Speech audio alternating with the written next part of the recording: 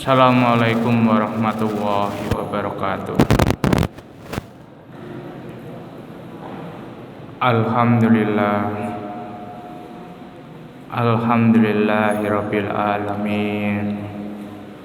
Wassalatu wassalam ala asrafi al-anbiya'i wal mursalin wa ala alihi wa sahbihi ajmain. Amma ba'd.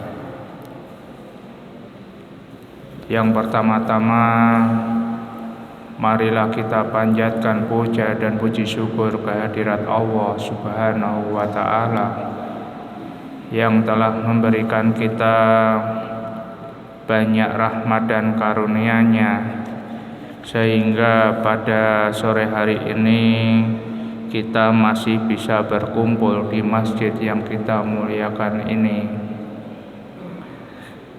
Dan tidak lupa pula kita panjatkan sholawat serta salam kepada junjungan kita Nabi besar Muhammad Sallallahu Alaihi Wasallam. Semoga di hari kelak kita akan mendapatkan syafaat atau pertolongannya. Amin. Pada sore hari ini saya akan melanjutkan kembali mengenai surat Al-Ghasyiyah. Di sini setelah kita disuruh oleh Allah untuk bertafakur dengan apa yang Ia telah ciptakan dan apa yang telah ada di sekitar kita, Allah itu ingin menerangkan bahwa fadzakir innama anta mudzakir, maka peringatkanlah karena sesungguhnya engkau lain tidak adalah seorang pemberi ingat.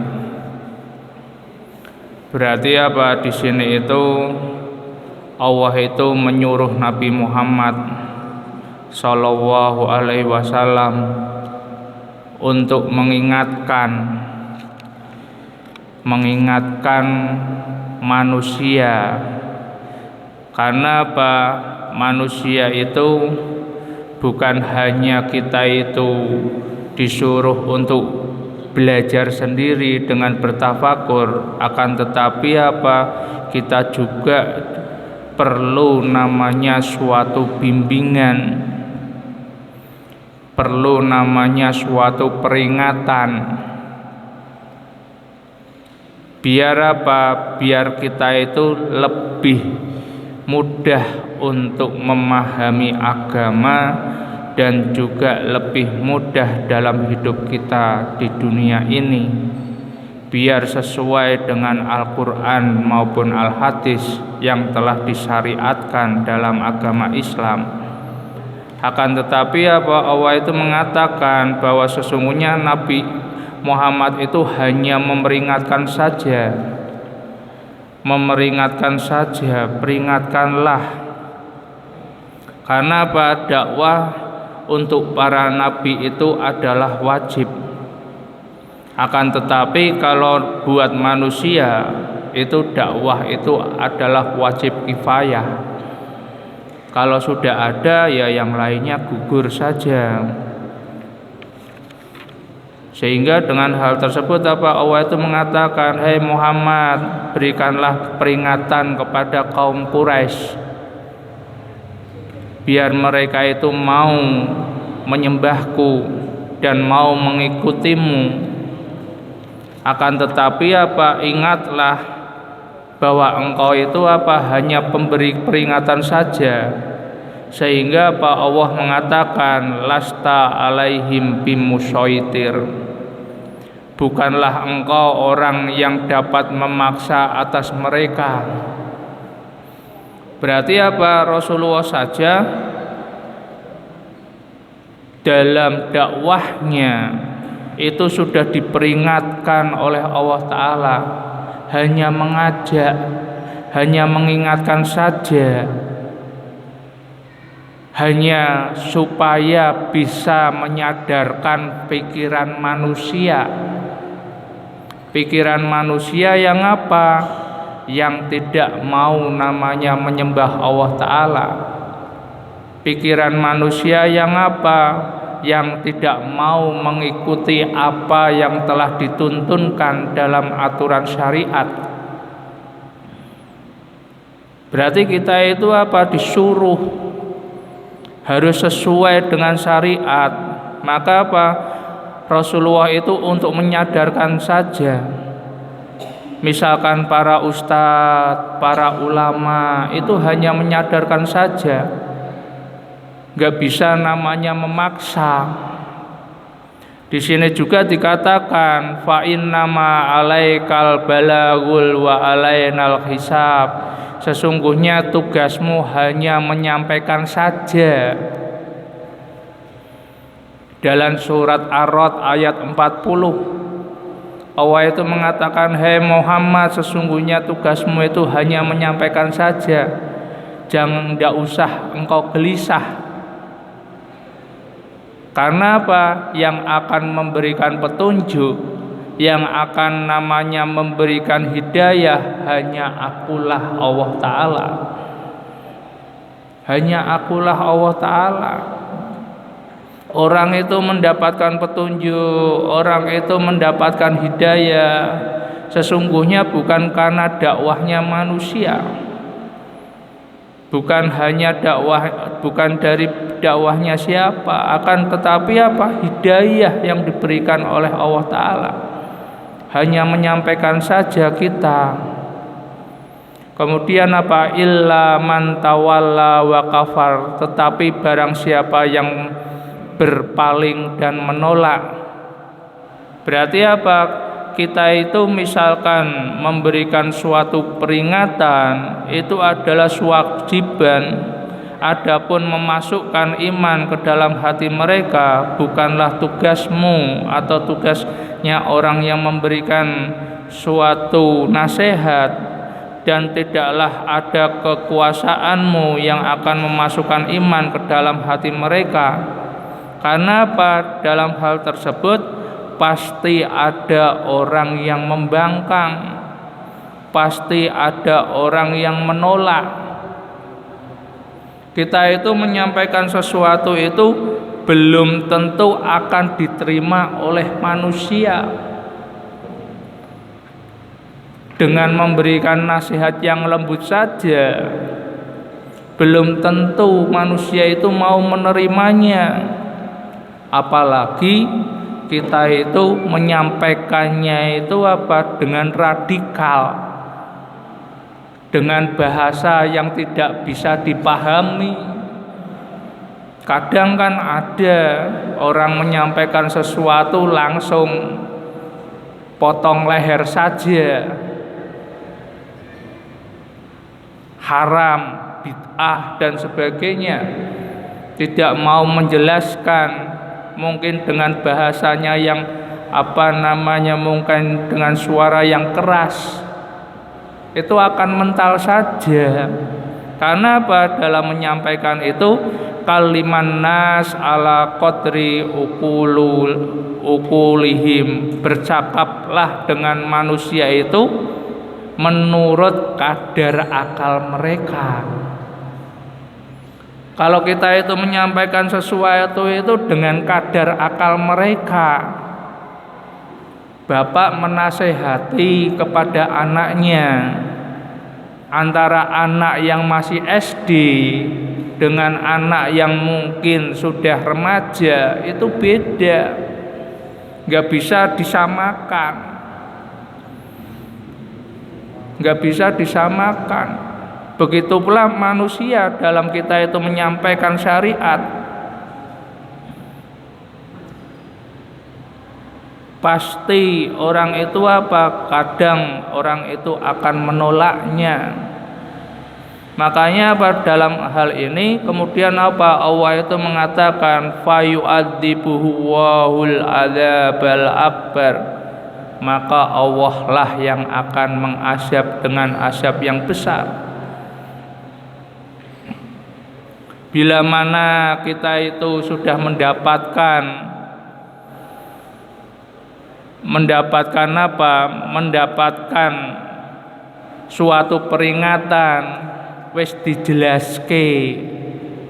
Misalkan dalam puasa Ramadan kemudian kita itu mukah tanpa ada halangan yang sangat pelik atau yang sangat urgent, yang sangat penting, mungkin kita itu sakit atau gimana, itu kita itu enggak akan namanya bisa diganti puasa tersebut, walaupun puasa kita itu akan diganti dengan puasa seumur hidup.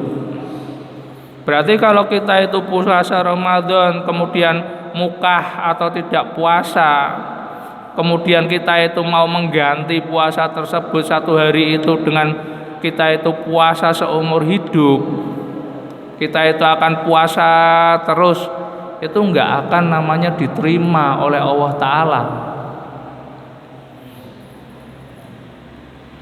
Itu adalah suatu peringatan. Bila mana kita itu tidak melaksanakan sholat, terutama sholat fardu,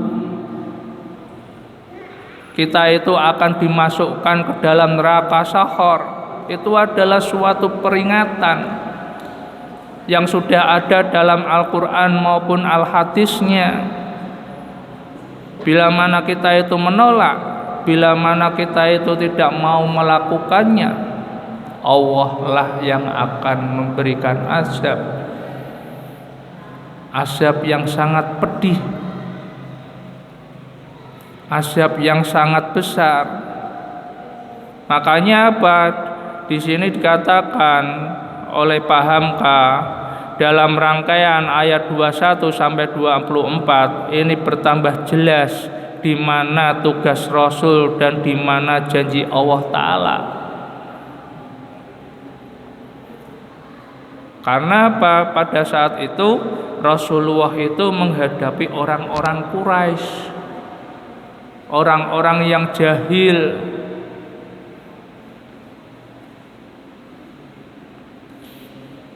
Begitu pula manusia sekarang, mungkin mereka itu pintar, tapi apa, dengan kepintarannya mungkin mereka itu agak keblinger sedikit.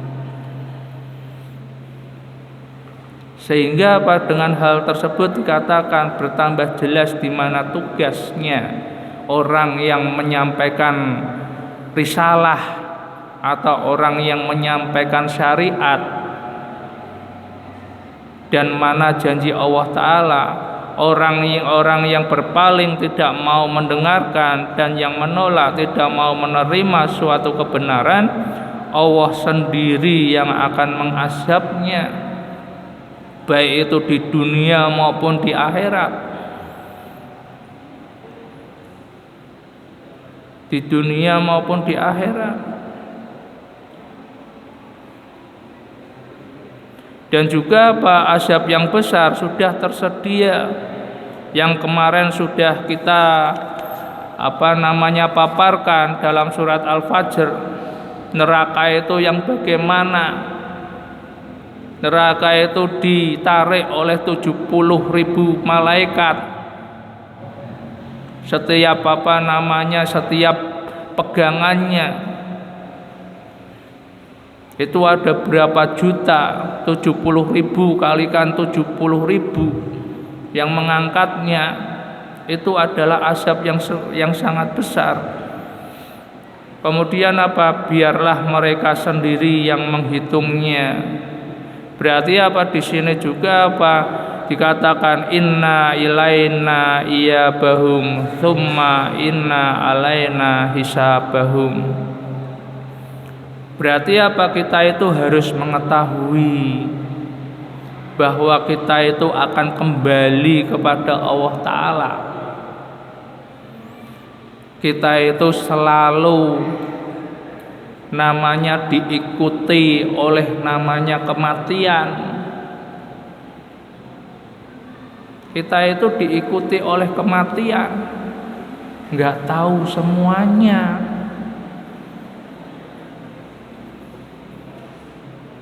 Bisa saja kan ada seseorang pada hari tersebut, pagi hari masih sehat bugar, dia masih lari-lari.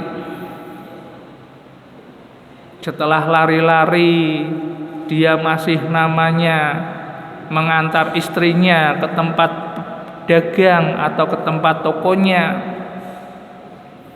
Kemudian siang hari dia itu masih main-main dengan cucunya. Kemudian setelah asar dia itu sholat asar. Kemudian dia itu pergi ke tokonya untuk menjemput istrinya.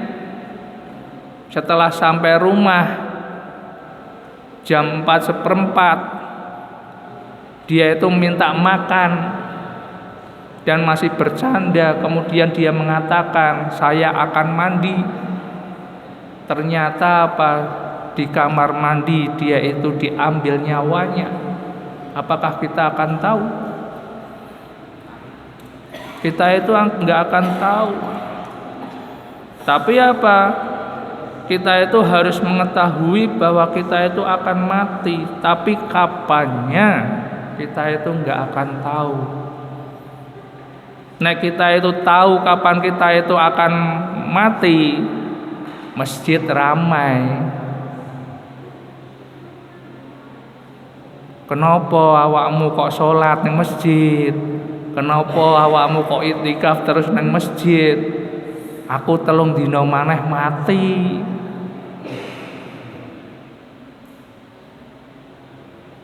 Aku 3 dina maneh mati, kono mengko nyasini aku ya, tahlilan nang omahku ya. Aja kelalen. Kalau kita itu mengetahui kalau kita itu mati mungkin bisa seperti itu. Apalagi orang-orang sekarang kan agak alay-alay sedikit.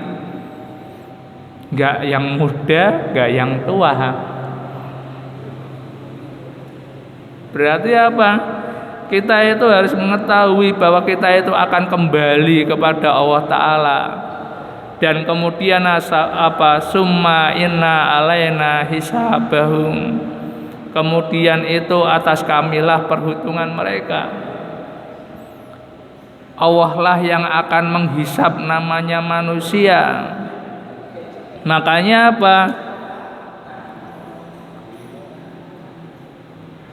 dikatakan tadi fa innama alainal balaghu wa alainal hisab. Sesungguhnya tugasmu itu wahai Muhammad hanya menyampaikan saja, sedangkan kamilah yang akan menghisab amalan mereka. Berarti apa yang sudah disampaikan seseorang tentang syariat, kemudian kita itu mau melakukan atau tidak, itu adalah amalan kita. Dan itu yang akan menghitungnya itu hanyalah Allah Ta'ala. Enggak usah amalan yang berat-berat, yang ringan-ringan saja, yang mungkin kita itu bisa melakukannya. Biar biar yaumul misyan kita itu amalan baiknya itu lebih berat daripada amalan buruk. Kalau kita itu lebih berat amalan buruk kita, itu bagaimana? Kadang kan ada orang nyeleneh. Nyelenehnya itu mungkin dikatakan, kenapa kamu melakukan seperti itu? Itu enggak boleh. Kalau kamu itu melakukan seperti itu, kamu akan dosa. Kalau kamu itu akan banyak dosanya, besok kamu akan masuk neraka.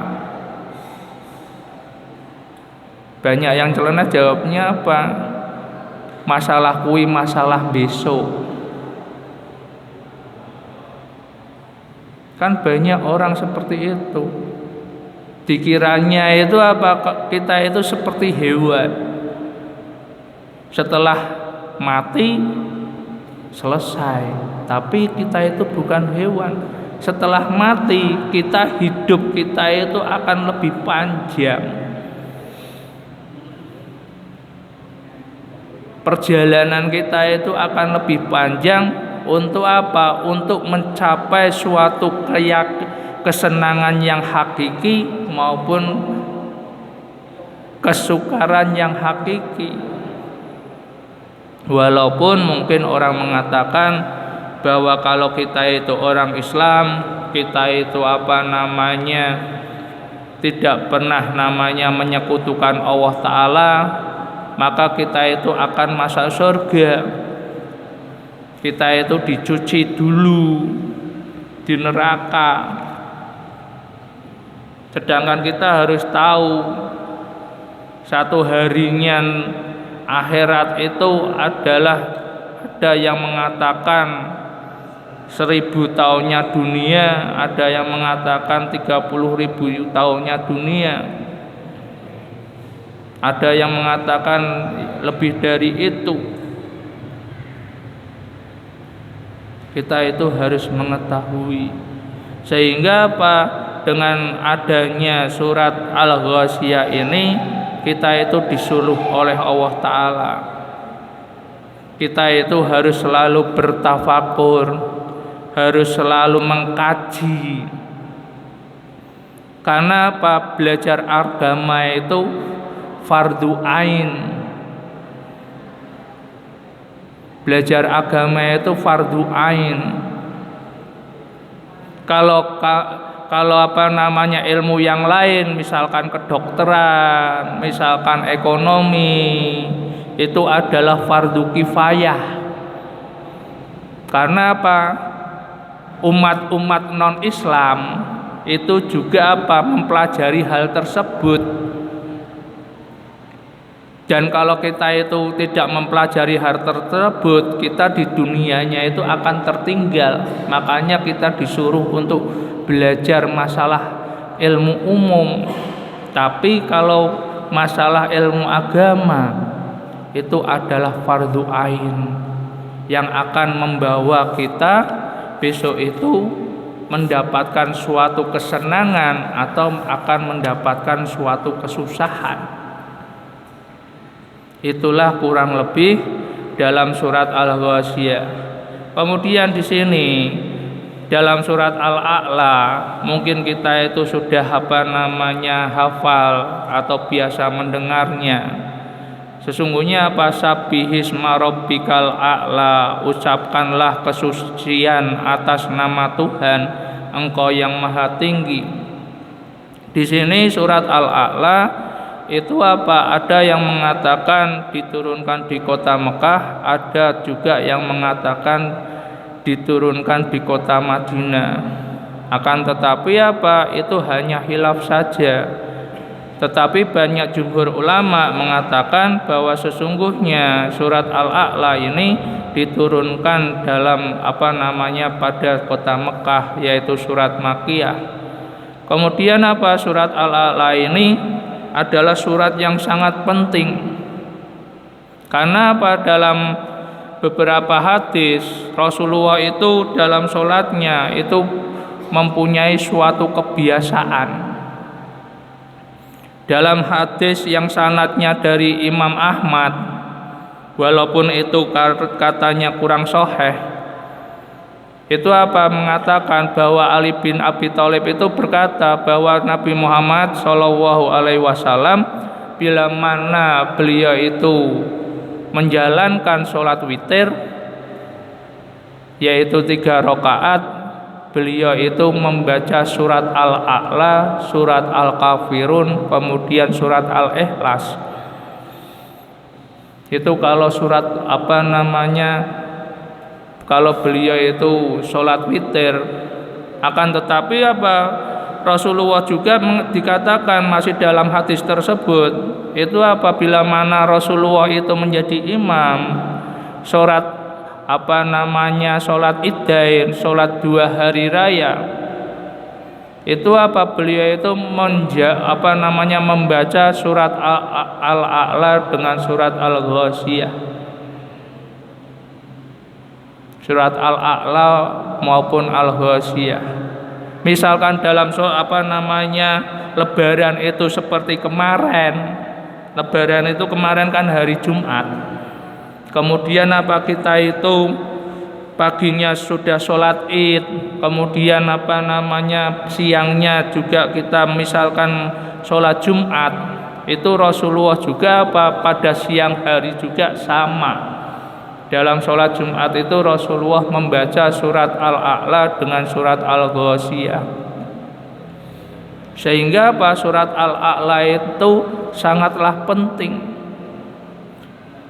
sebagai anjuran. Karena dalam surat Al-A'la ini diterangkan bahwa kita itu harus mensucikan Allah Ta'ala.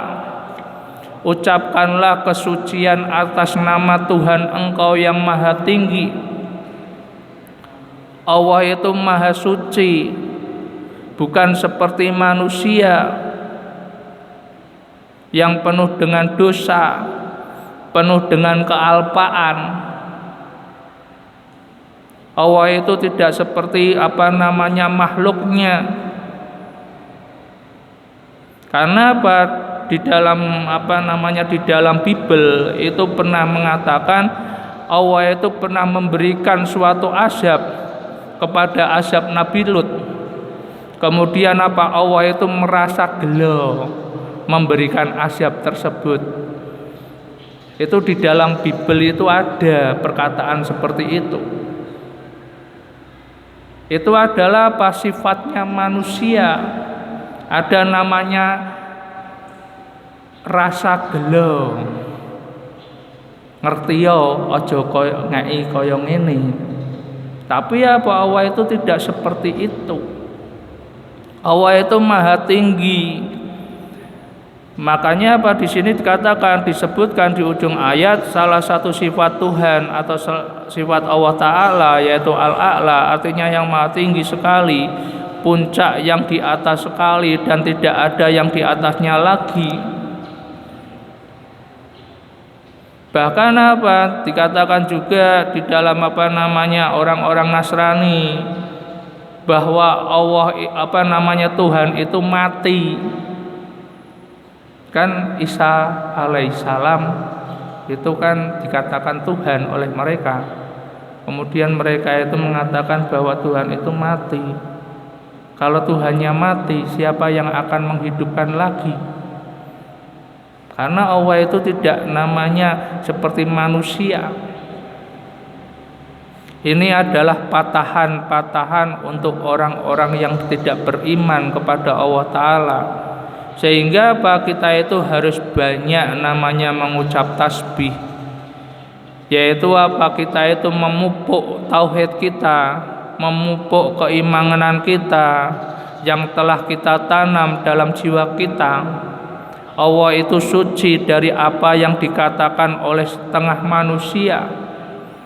Mereka pun memuji Allah tetapi tidak bertasbih kepada Allah Ta'ala.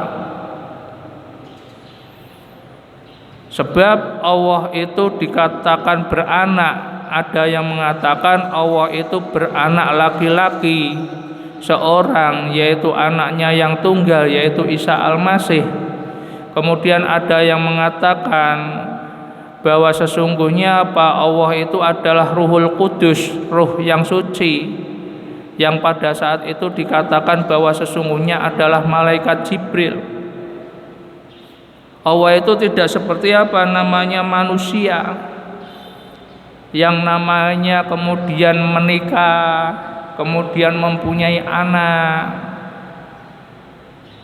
Itu adalah pemahaman orang yang tidak beriman kepada Allah Ta'ala. Katanya Isa Al-Masih itu adalah anaknya Allah Ta'ala, anaknya Tuhan. Begitu pula malaikat Jibril. Kemudian di sini juga dikatakan, dan ada pula yang mengatakan bahwa Allah itu beranak, tetapi anaknya perempuan semua,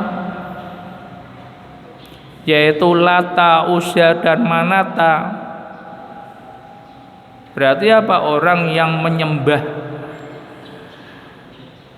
berhala-berhala itu menyamakan Allah itu sebagai Tuhan dengan seperti makhluk. itu enggak boleh dalam ilmu tauhid. Untuk keimanan kita itu enggak boleh. Sehingga apa? Kita itu harus namanya bersujud. Kita itu harus namanya sujud kepada Allah Ta'ala. Ij'aluha fi sujudikum, jadikanlah dia dalam sujudmu. Kita itu enggak boleh namanya bersujud kepada selain Allah Ta'ala. Kita itu enggak boleh takut selain kepada Allah Ta'ala. Kita itu enggak boleh takut dengan siapa saja. Oh, saya takut dengan atasan saya.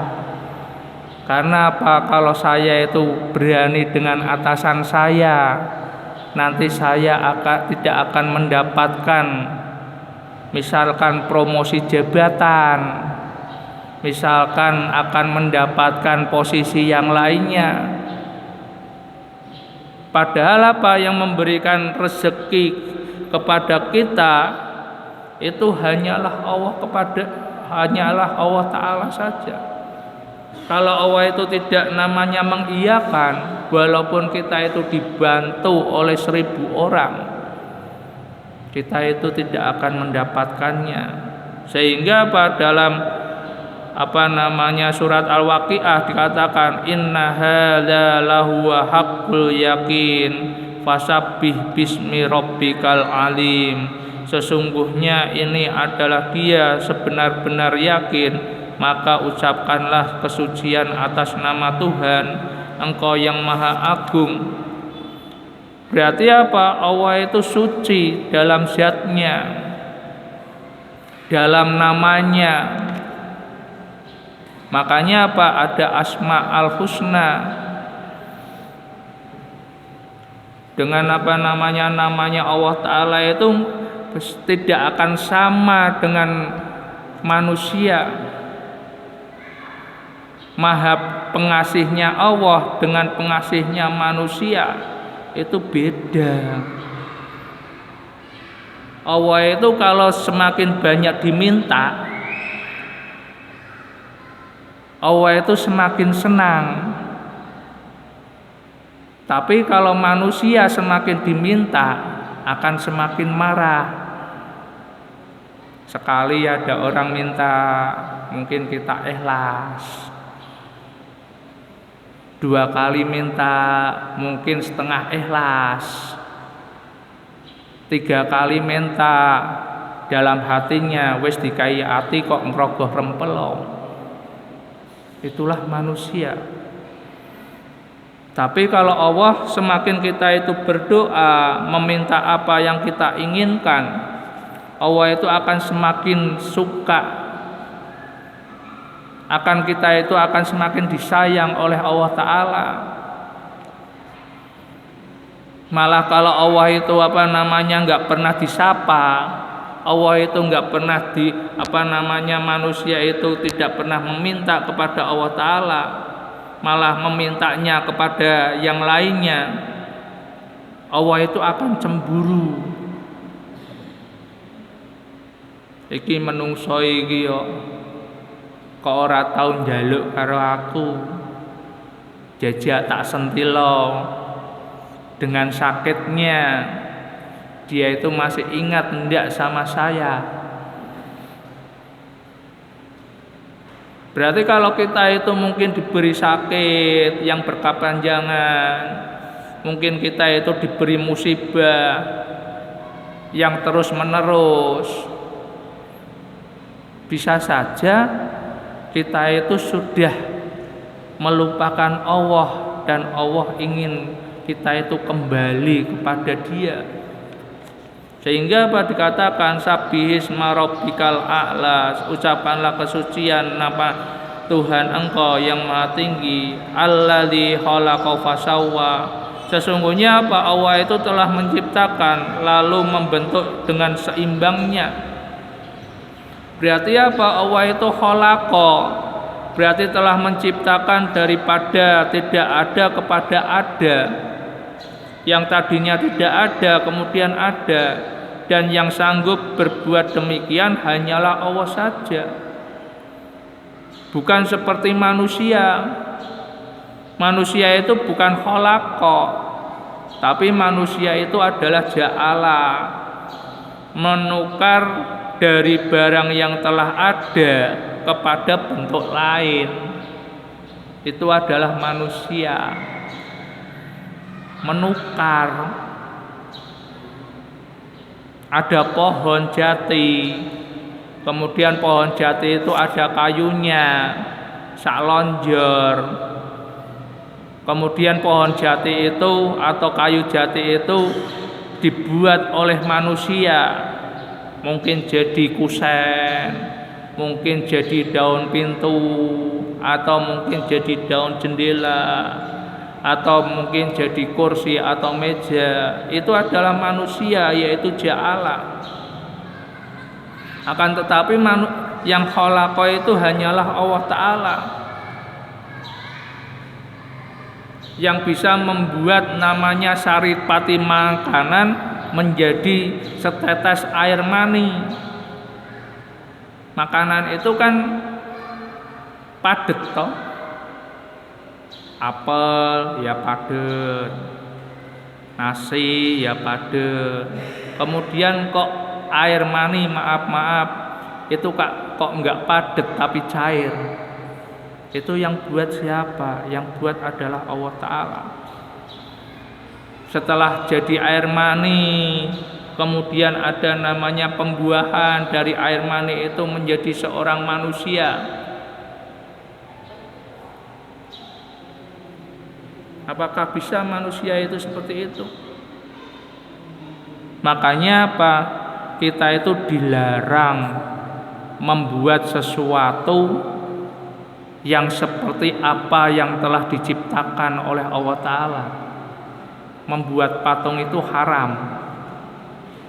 Membuat lukisan berbentuk manusia atau hewan itu haram.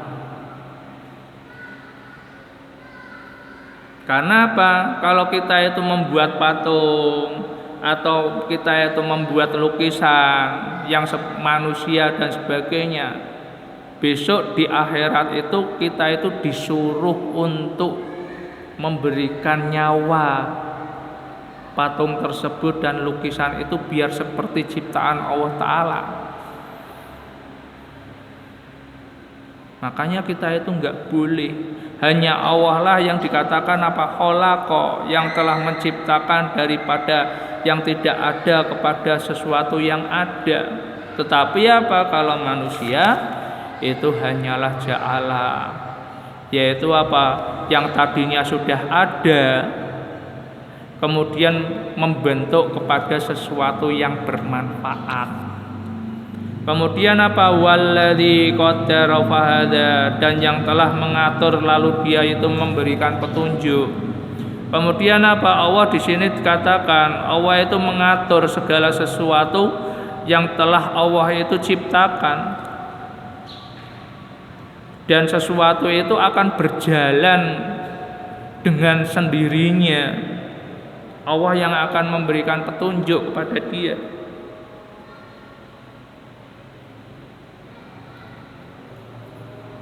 Misalkan ada seorang ibu atau seorang pasangan suami istri, kemudian mempunyai anak bayi.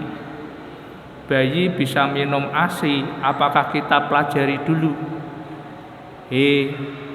Cah, kamu nek minum ASI itu seperti ini. Tapi kan kalau bayi itu diberi sesuatu untuk minum ASI, walaupun dia itu baru melihatnya, dengan instingnya itu dia itu langsung minum hal tersebut. Begitu pula misalkan hewan, sapi kok bisa suka dengan betina dan lain sebagainya. Kita lanjutkan di lain waktu, karena waktu Isya telah masuk. Dan saya mohon maaf bila mana ada perkataan yang kurang pantas. Marilah kita tutup bersama-sama belajar kita pada sore hari ini dengan berdoa. Bismillahirrahmanirrahim. Subhanaka Allahumma wa bihamdika asyhadu an la ilaha illa anta astaghfiruka wa atubu ilaik. Assalamualaikum warahmatullahi wabarakatuh.